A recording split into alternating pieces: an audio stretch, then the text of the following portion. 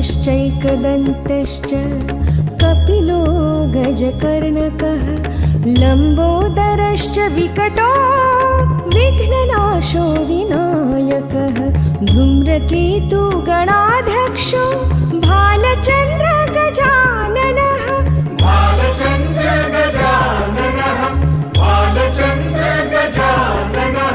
वक्रतुण्ड महाकाय सूर्यकोटि समप्रभ निर्विघ्नं कुरु मे देव सर्वकार्येषु सर्वदा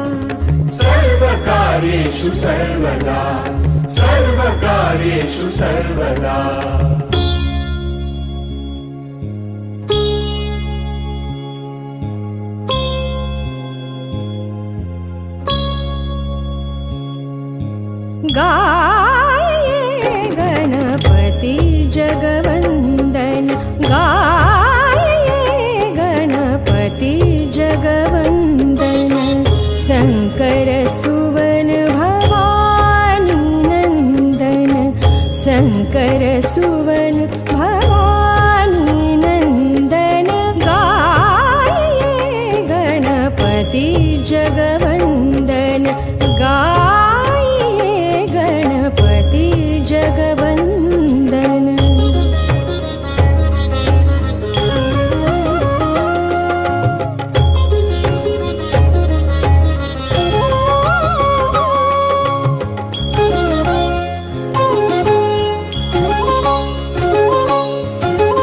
सिद्धि सदन गज बदन विनायक सिद्धि सदन गज बदन विनायक कृपा सिंधु सुंदर सबलायक कृपा सिंधु सुंदर सबलायक गाये गणपति जगवन्दन गाये गणपति जगवन्दन